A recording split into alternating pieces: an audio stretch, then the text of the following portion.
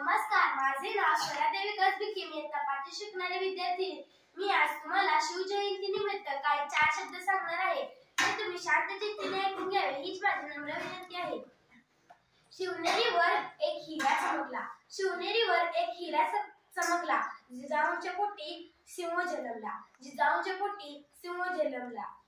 मानाचा मुजरा करते शिवाजी महाराजांना, ज्यांनी मराठी मातीत भगवा झेंडा फडकवला. मानाचा मुजरा करते शिवाजी महाराजांना, ज्यांनी मराठी मातीत भगवा झेंडा रोवला.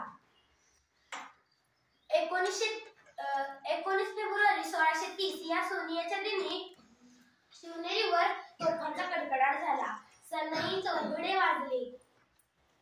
या साऱ्या आसमंतात आनंदाची उधळण झाली आणि या थोर दिनी माँसाहेब जिजाऊंच्या पोटी शिवबाचा जन्म झाला.